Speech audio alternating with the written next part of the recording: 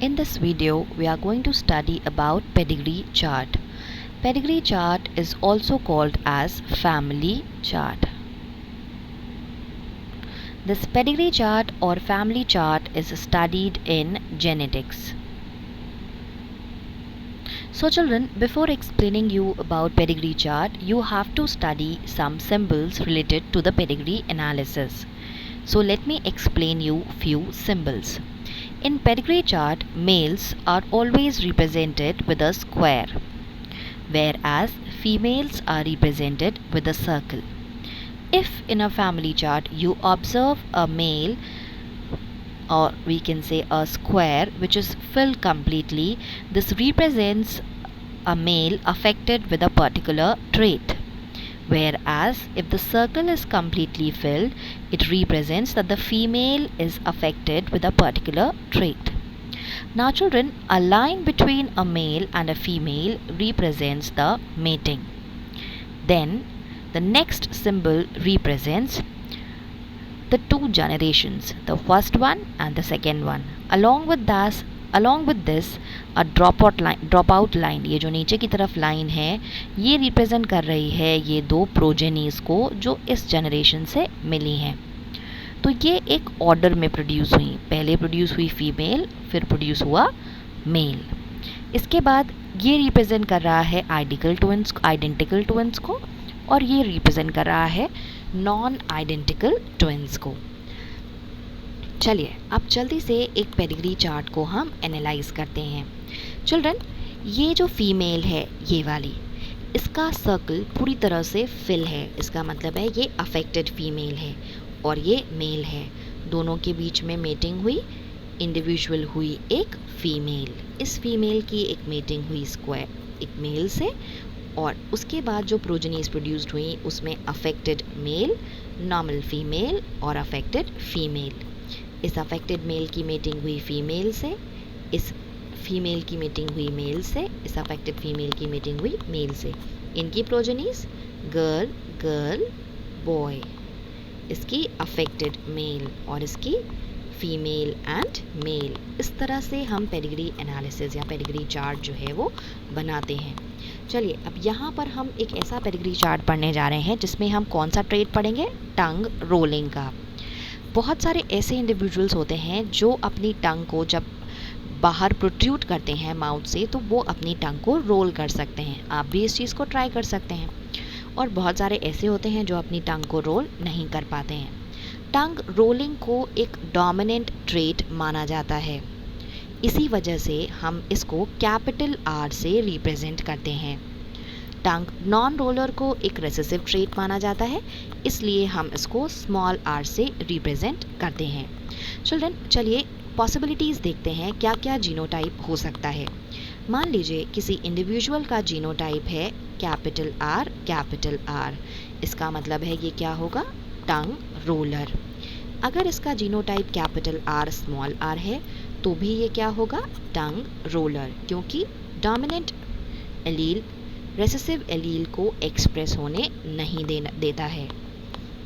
यहाँ पर अगर हम ये लिख रहे हैं तो इसका मतलब है कि ये इंडिविजुअल क्या होगा, नॉन रोलर. चिल्ड्रन, यहाँ पर हम एक बार जल्दी से जीनोटाइप और फिनोटाइप रिवाइज करेंगे. इस जेनेटिक कॉन्स्टिट्यूशन, इस जीनोटाइप का जो फिनोटाइप आएगा वो होगा टंग रोलिंग. जीनोटाइप क्या है, कैपिटल आर. यहाँ पर भी इसका फिनोटाइप आएगा टंग रोलिंग, लेकिन जीनोटाइप क्या है, कैपिटल आर स्मॉल आर. यहाँ पर स्मॉल आर तभी अपने आप को एक्सप्रेस करता है, यानी कि रेसेसिव एलील तभी अपने आप को एक्सप्रेस करता है जब वो होमोजाइगस कंडीशन में होता है. इसका मतलब ये वाला क्या हो जाएगा, नॉन रोलर. तो children, let's study the pedigree chart related to the tongue rolling. अब इस टंग रोलिंग से रिलेटेड हम पेडिग्री चार्ट को पढ़ेंगे. ये हुआ हमारा फीमेल और ये हो गया हमारा मेल. दोनों को ही रोलर बताया गया है. They both can roll their tongues.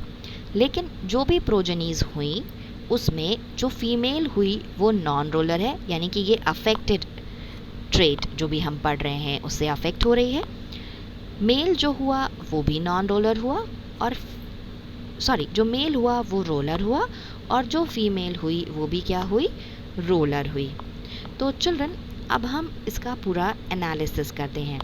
यहाँ पर पॉसिबिलिटी हो सकती है कि ये जो रोलर है या तो वो कैपिटल आर हो या फिर वो क्या हो, कैपिटल आर स्मॉल आर। यहाँ पर भी वही पॉसिबिलिटी हो सकती है। लेकिन अगर यहाँ पर स्मॉल आर आ रहा है, इसका मतलब है कि दोनों ही के पास कंडीशन हो सकती है कि इनका जो जीनोटाइप हो वो कैपिटल आर स्मॉल आर हो। चलिए मान लेते हैं कि फीमेल का genotype capital R small R है और मेल का कैपिटल आर। तो इंडिविजुअल्स में क्या पॉसिबिलिटी होंगी हम वो देखेंगे। अगर ये कैपिटल आर इस कैपिटल आर से कंबाइन करता है तो जो इंडिविजुअल होगा वो टंग रोलर होगा। अगर ये वाला कैपिटल आर इस कैपिटल आर से कंबाइन करेगा तो भी जो इंडिविजुअल होगा वो रोलर होगा। अगर ये वाला आर इस आर से कंबाइन करेगा तो भी इंडिविजुअल रोलर होगा। और अगर ये दोनों कंबाइन करेंगे तो भी इंडिविजुअल रोलर होगा। तो चिल्ड्रन इससे हम कंक्लूड कर सकते हैं कि यहाँ पर दोनों ही फीमेल और मेल हेट्रोजाइगस कंडीशन में होंगे। अगर वो हेट्रोजाइगस नहीं होंगे तो हमें ये पॉसिबिलिटी नहीं मिलेगी। चलिए एक बार हम इसको भी ट्राई करके देखते हैं। अगर female capital R small R है और male capital R small R है तो क्या पॉसिबिलिटीज़ हैं। ये कैपिटल आर इस कैपिटल आर से अगर कंबाइन करेगा तो हमें जो इंडिविजुअल मिलेगा वो मिलेगा रोलर। इसी तरह से यहाँ से अगर यहाँ करेगा तो भी क्या मिलेगा, roller. Small are capital R से करेगा तो फिर से मिलेगा रोलर, और स्मॉल आर से करेगा तभी मिलेगा नॉन रोलर। इसका मतलब है कि ये दोनों ही इंडिविजुअल्स क्या हैं, हेट्रोजाइगस हैं फॉर टंग रोलिंग। दोनों ही अपनी टंग को रोल कर सकते हैं, पर इनके पास नॉन रोलिंग का भी एलील है जो अपने आप को एक्सप्रेस नहीं कर सकता तब तक जब तक वो होमोजाइगस कंडीशन में ना हो। इसीलिए जैसे ही ये दोनों के स्मॉल आर्स कंबाइन किए वैसे ही ये एक्सप्रेस हो गया इस प्रोजेनी में। So children, this was about the pedigree chart. I hope that pedigree chart for tongue rolling is clear to you all. In the similar way, there are different pedigree chart for various types of diseases. So children, please wait for the next video. We are going to study more in genetics. Thank you.